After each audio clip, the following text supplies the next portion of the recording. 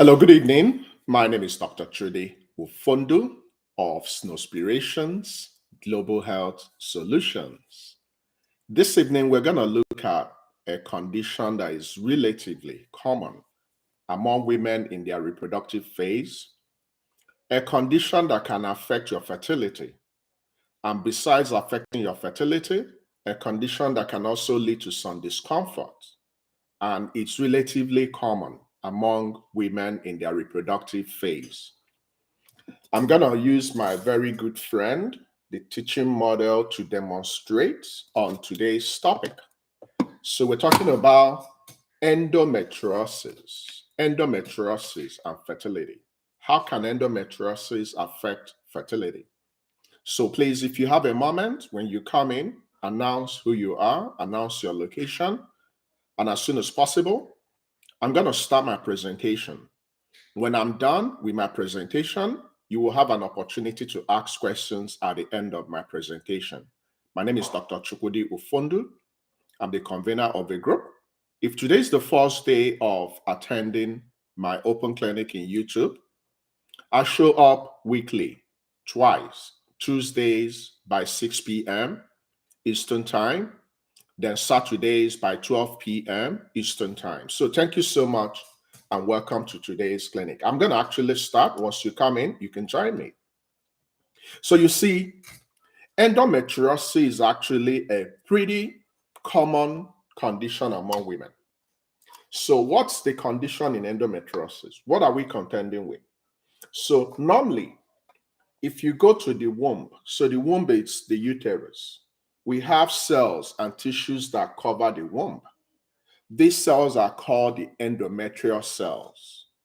Now, in endometriosis is a disorder where these cells, which ordinarily should only be limited to the womb, it's seen elsewhere. So it's a disorder in which tissues that normally should line the womb grows outside the womb. Now, anywhere we find these tissues, they can have problems. The commonest place to find endometrial cells abnormally is in the ovaries, in the tubes, and in the intestines. Now, it's a very common gynecological condition, and it can affect about 2 to 10% of women in their childbearing age. Now, unfortunately, about 50% of women that will have endometriosis will also experience infertility. So it's a very big concern. So the infertility part is actually the major reason why I'm so much interested in this particular condition. So endometriosis can directly and indirectly lead to infertility. It's important to have appropriate diagnosis, to follow up with an infertility specialist and your OBGYN, even when you've been diagnosed of this. It's important to correlate those periodic pain you suddenly started having. So those heavy pain, heavy bleeding, and all those discomfort, is it really normal? Is it due to endometriosis? Unfortunately, every single year, we've had thousands of women who go through this condition. Now, the commonest presentation, the commonest symptom in endometriosis is excruciating pain, excessive pain, which can happen on itself, but more importantly, during your menstrual bleeding. So you experience a lot of very severe pain in your belly and your lower back. Now, some women can also experience pain during their lovemaking. And some women will also notice abnormally heavy flow and ultimately infertility. Some women might also notice this pain when they go to urinate during the period they're having their monthly bleeding. Some women might also notice pain when they want to open their bowel, when they are doing number 2. Some women might also have diarrhea, constipation, and vomiting. This is not pretty common. Now, what's the problem in endometriosis?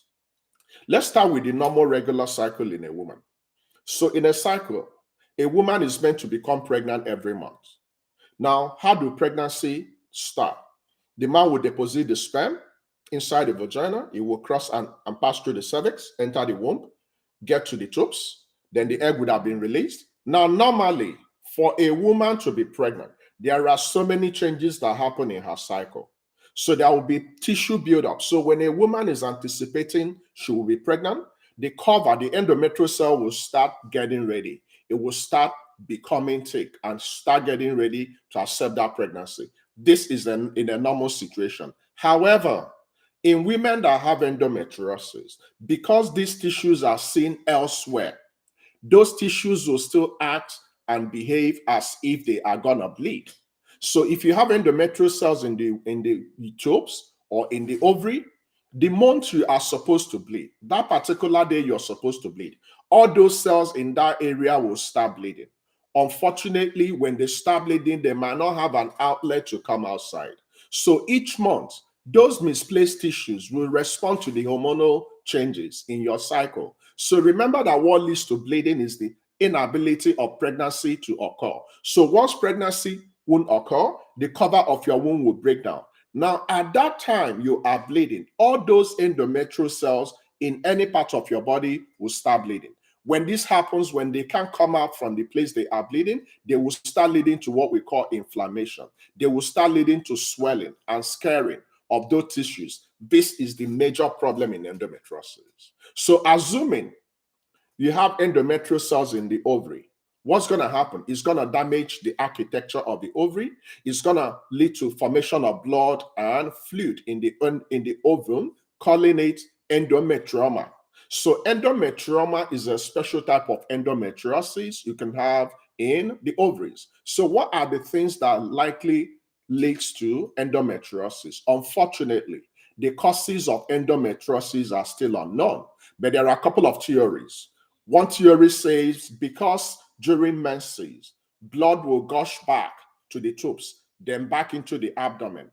And in course of doing that, when women bleed, they will now have what we call reverse menstruation, which can attach and then begin to grow. This is just a theory. It has not been confirmed. Now, another theory believes that endometrial cells may travel and implant via the blood vessels, the lymphatic vessels, and it can grow as similar as cancer cells. So it can metastasize. Now, the third theory says any cell in the body can suddenly transform and become an endometriosis cells. Now, in other situations, it can also be a direct implantation following procedures like myomectomy or CS procedure. So, but right now, as of today, no one knows exactly what causes endometriosis. It's only theories. So where are those places you will likely have these cells? The ovaries, the tubes, some structures we call the ligaments, in between the womb and the rectum, in between the womb and the bladder, and on the outer surface of the womb, and also on the pelvic cavity. So any of these areas can have endometrial cells. Now, occasionally, you can have it in very abnormal places like the intestines, the rectum, the bladder, the vagina, the cervix, the vulva, or anywhere you have surgical scar tissues. So any of these places can develop into endometriosis. Now, what are the risk factors? While any woman may develop endometriosis, if you are a woman and you have any of these risk factors, then you might likely develop endometriosis faster. If you have any first degree relative, so if your mother had endometriosis, if your sister had endometriosis, or if your daughter has endometriosis, you will likely develop endometriosis.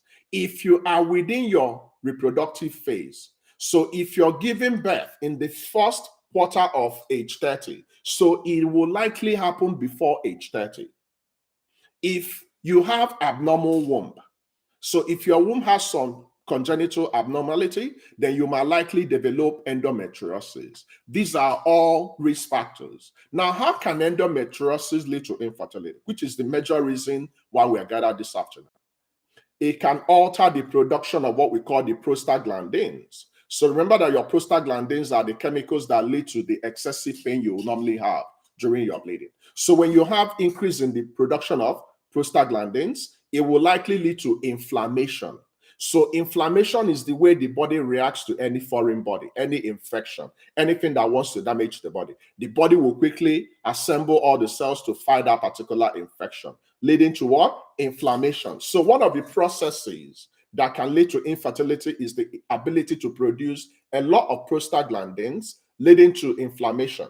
Now, it can also lead to infertility because of the inability of the ovaries to function properly. So if you have endometriosis cells in the ovaries, they will form endometrioma, resulting in decrease in your ovarian reserve, resulting in the lack of egg production. So endometriosis can directly impact on your egg reserve and stop you from becoming pregnant. Now, it can also work in regards to how the immune system will respond. So normally the immune system will respond during inflammation by producing what we call cytokines. Now, these cytokines can attack your body. So your body can actually reject a pregnancy growing in the body of the womb. Now, when such happens, you will have early miscarriage or missed abortion. So immune responses can also lead to infertility. So a woman that has endometriosis can actually get pregnant, but because of the immunological reactions, there will be problem in proper implantation.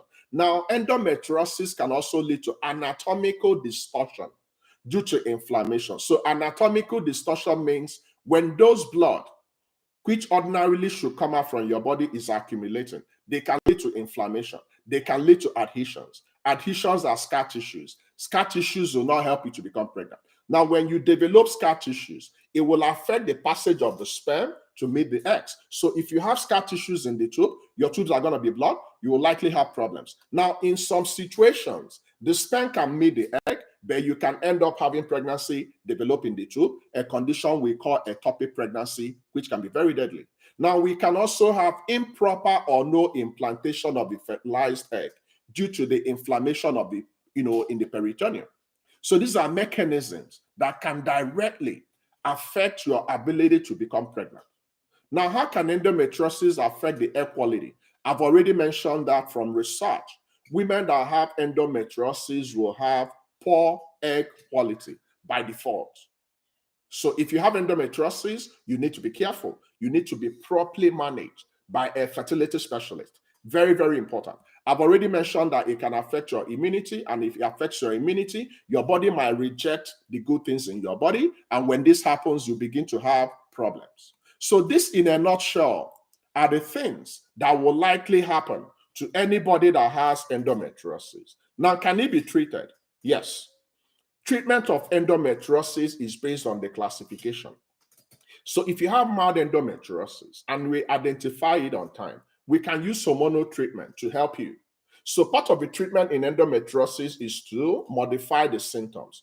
It causes excruciating pain. So we can give you some hormone treatment, but ultimately, if your endometriosis is severe, then you will likely go for surgery.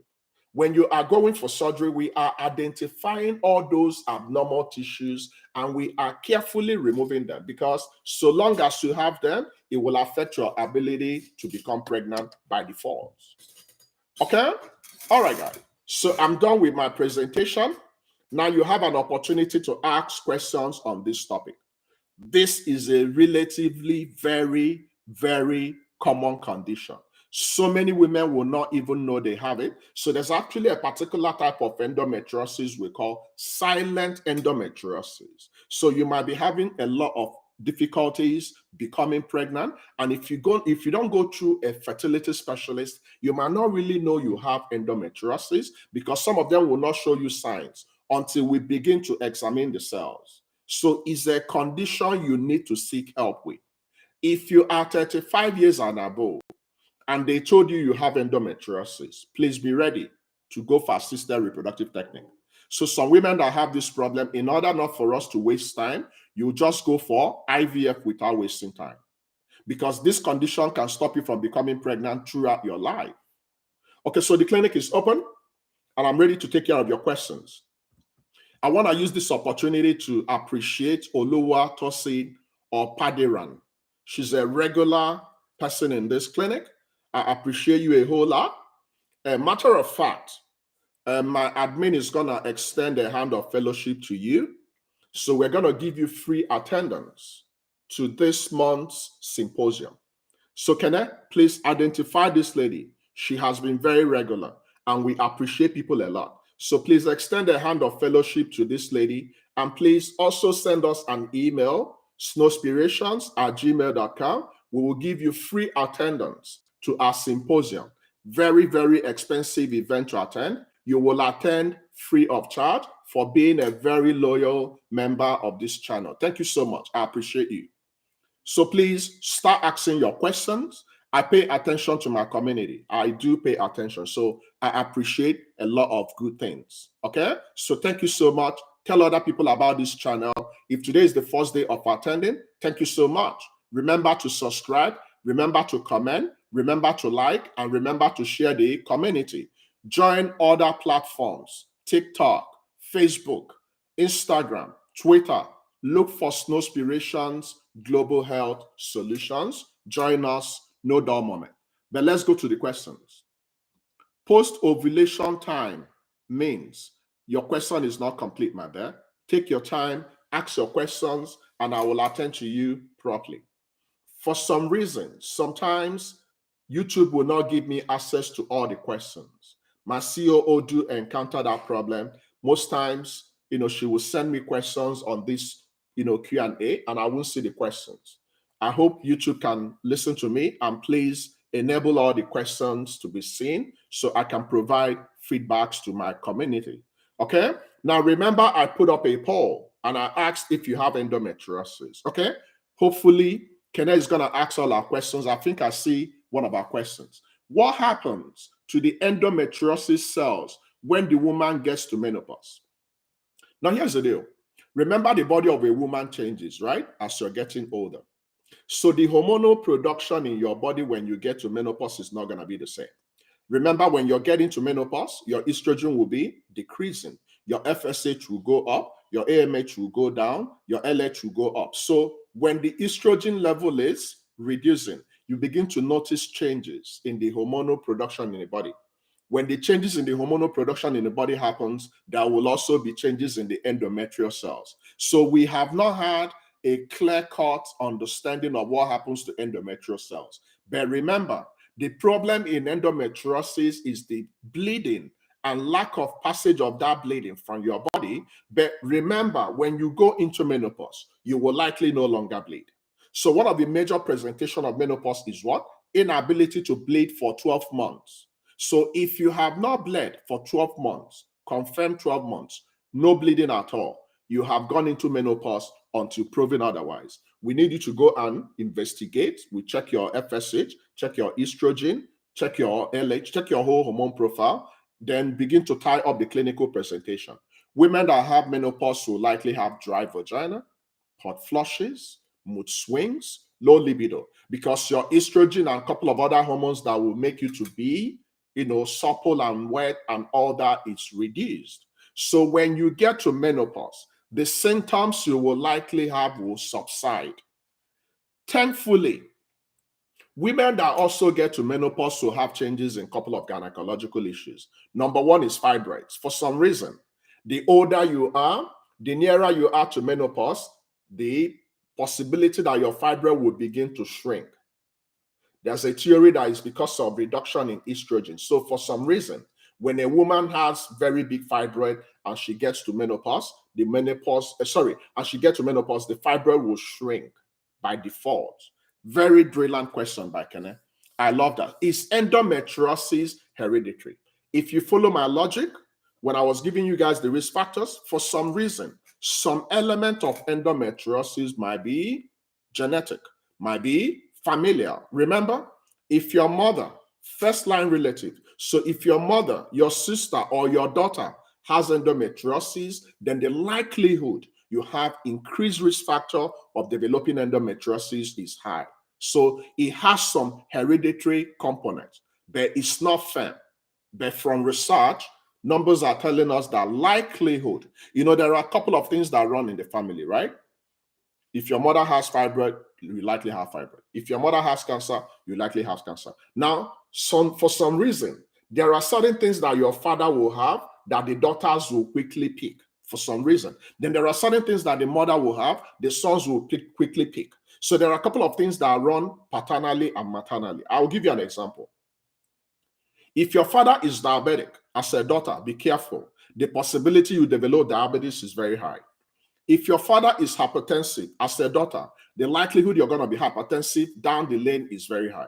If your father has obesity problem, the likelihood that you as a daughter will pick it up is very high.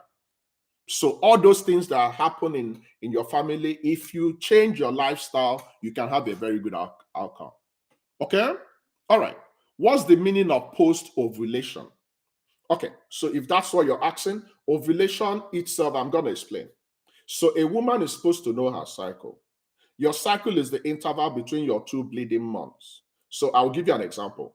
If you bled on the 7th of January this year, and you bled again on the 7th of February, the interval between 7th of January and 7th of February is your cycle. Now, it's expected that at some point in the middle of your cycle, you ovulate. Ovulation is simply the process of releasing the egg. Okay? Now, it's a day event, maximum of 24 hours. The woman will release her egg. Now, post-ovulation means after ovulation. So if we use an example of 28 days, a woman that has a regular predictive 28 days will likely ovulate on day 14. Remember, the first day of your cycle is the day you bled, the actual bleeding, not spotting. So a woman that has 28-day cycle and she ovulates on day 14, from day 15 down, it's post-ovulation. From day 13 up, it's pre-ovulation. So post-ovulation means after ovulation. Very, very simple. Okay? What happens during endometrial surgery? Beautiful question by Kenneth. So can I remember, endometrial cells can be found anywhere. So if we find it in the ovaries, we'll carefully go to the ovaries and remove the endometrioma. If we find it on time in the tubes, we'll carefully go to the tubes and see what we can do to remove the endometrial cells. So the essence of the surgery is to identify the endometrial cells and remove them. Remember that ordinarily, the only place you're supposed to have these endometrial tissues is on the cover. So if we find it in the rectum, in the bladder, in the intestines, either it's when we go for the surgery, we remove the cells, because so long as you have that cells there, they will damage the reproductive organs and they will lead to infertility. Very, very simple and straightforward. Okay, guys, we have about 8 more minutes. Ask me all the questions. This should be a sold out clinic. I don't know what you guys are looking for. Believe me, I take time to develop all this. I was anticipating that all the women that have this problem will be in attendance. If you are not able to attend in real time, when you wake up tomorrow, please make sure you go through this presentation. If you have endometriosis, the earlier you seek help, the better. About 50% of women that have endometriosis will have infertility. That's a lot. That's a whole lot. And your infertility, most times, if it's not properly handled, it can drag. So majority of women that have endometriosis might need IVF. And the earlier you go for your IVF, the better. Okay? Guys, please keep asking your questions. Take time, ask your questions. Let me tell you the secret of the fewer, the better. The fewer, the merrier. You see, when I teach to thousands and millions. Now, sometimes if a lot of people are in attendance, I might not see your question. But yeah, now you have few people in attendance. So you can actually own this whole 8 minutes and get feedbacks. Okay, so Kenneth has another question. What's the difference between endometriosis, adenomyosis, and fibroid? You see, this lady over time became a doctor by default. The question she's asking, very, very important and technical question. So I'm going to use my teaching aid to demonstrate. First of all, in endometriosis, I want you to focus on endometrial cells and tissues, okay? So tissues are just collection of different cells. Now, in endometriosis, the cells which ordinarily should line your womb are seen elsewhere. It can be in the tube, it can be in the ovary, it can be in the bladder, it can be in the rectum, it can be in the intestine, it can be anywhere. Those cells outside the womb are called endometrial cells. That condition is called endometriosis. Now, if you come to adenomyosis, for some strange reasons, the cells that ordinarily should be limited to the cover will encroach into the muscular layer of the womb. When that happens, you have adenomyosis. Adenomyosis is also a gynecological condition that can affect your fertility. Now, when we talk about fibroid itself is a growth, is a tumor. Thankfully, it's a non-cancerous tumor which can happen either inside or on the body of the womb. We have three major types of fibroid. We have intramural fibroid and also submucosal fibroid. Both of them can be found inside or within the cavity. And we also have subserosal fibroid on the body of the womb. So these are the major differences between endometriosis, endometrial tissues and cells outside the womb. Adenomyosis, endometrial cells growing thick inside the muscular layer of the womb. Fibroids, abnormal growth, abnormal tumor, either within the cavity or within the wall or on the body of the womb. That's the difference between endometriosis, adenomyosis, and fibroids. Beautiful, intelligent question from my amazing COO. Please ask your questions. I have 5 more minutes. 5 more minutes. Please ask your questions in real time. Okay? Now, remember, we have an event on the 27th. You don't want to miss this. Yesterday was Valentine, right? We all had fun, flowers, cake, cards, ice cream, and what have you. I hope you're keeping your eyes on the mark. On the 27th, we will connect the dots between your lifestyle, your love life, and your fertility. How can your lifestyle impact your fertility? How can your relationship, your love life, your broken heart, your toxic environment, how can it affect your fertility? This is an event you don't want to miss. SGHS Fertile Woman Symposium. It's going to be a women affairs because 2 important subject matter specialists are going to anchor. Then I'll just be in the middle. Hopefully, they will give me an opportunity to talk. Make sure you register for that event. Don't miss it for anything. Now, in the event you are having problems, guess what? We have a common enemy. The name is infertility. I am determined to help you to fight infertility. And by the grace of God, since we started our group, we've been winning the war in infertility. So if you're hearing my voice, I have a good news for you. You can become a mother in 2022. You can become a father in 2022. But stop sitting on the fence. Act on it. Go and pray. Go and play 48 hourly, then practice. If you can do these 3 things, you're going to be a mother. It takes an average of 42 weeks, which approximates to 9 months. So all the women that will do their PPP by January, by September, they will have their babies. Look, I'm telling you this in all sincerity. I don't have any doubt that God is going to bless you. I'm not bullied. I'm not bothered. You can be delayed, but you can never be denied. But guys, ask your questions. Ask your questions. I have 3 more minutes to go. Use this opportunity to ask your questions. Okay? One of the things you have to understand in endometriosis, it's very, very severe pain. The pain is excruciating pain. So if you've been experiencing a lot of pain, you're not getting relief, and they've ruled out fibroid, they've ruled out a couple of other things, we need to investigate to make sure you don't have endometriosis, especially if you don't have a baby. So imagine a situation. You are supposed to make love 48 hourly, but anytime you remember love making, you want to run away. It might be endometriosis. If you have to make love 48 hourly, then it has to be pleasurable. But if you remember making love and you're not in the mood, you want to run away, it's very painful. If you want to go to urinate, it's painful. If you want to go to defecate, it's painful. You have constipation. Everything is not just adding up. You might likely have endometriosis. You need to be wise. Where do you register from? So admin, please, can you share the link if it's possible? I don't know if YouTube can allow us to share the link. But if you're in our Facebook group or page or my timeline, we share this every day. Don't miss this event for anything.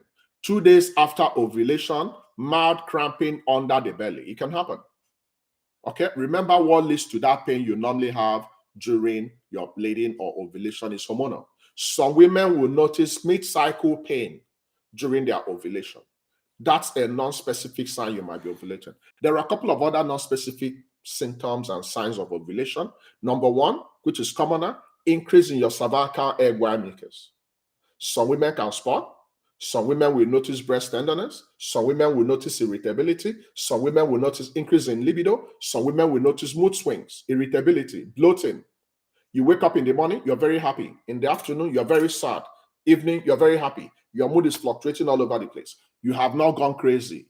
It's not the people in the village. You simply have hormonal issues. And every woman would have experienced this. Most women are not happy campers when they are ovulating or when they are bleeding. There are some women that can't even function for those days they bleed. That's what makes you a woman. Okay? But you need to know the right things so you know when things go wrong.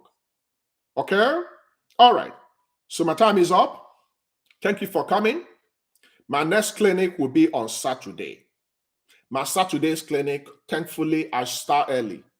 The reason why I'm starting about this time for my clients in Nigeria, unfortunately, this is just about the time I have free time. I work around the clock. So the reason why we choose 6 p.m. Eastern Time US is because by then I would have been done with my day job.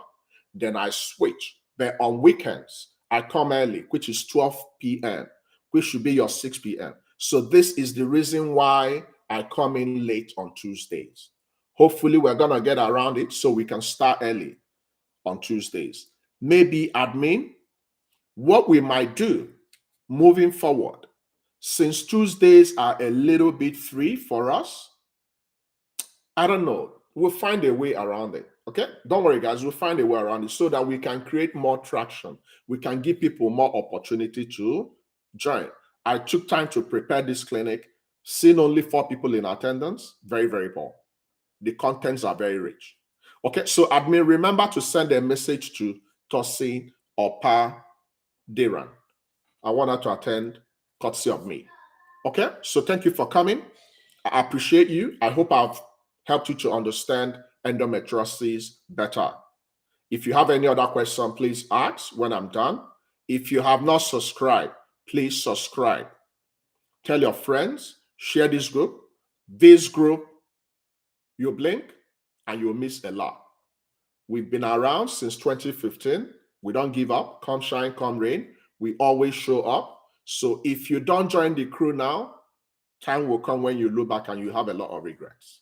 There are so many educative videos out here. So once you subscribe, spend time, go through them, learn, enrich yourself, equip yourself with knowledge, change your attitude, change your perception, change your practices, and you will overcome.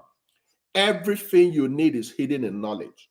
And the best way for you to get knowledge is to acquire the knowledge. So you become what you do every day. So keep learning about your body. I expect every woman in attendance to know every single thing about your body, how your body functions, okay? Okay, so Tosi, send us an email. Now it's on you. It's on you to do this immediately. If I were you, I will send the email immediately. The email address is snowspirations@gmail.com. Make sure you put the S.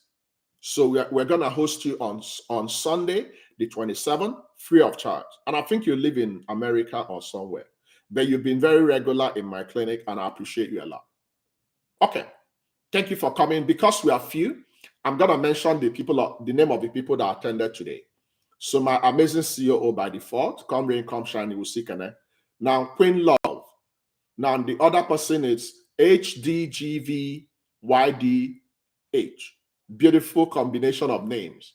Then Tosi, then who again? Chisom Nwokafo and Chisom Nwokafo. Okay, guys, thank you so much. I appreciate you guys. I'm going to go now. Bye-bye for now.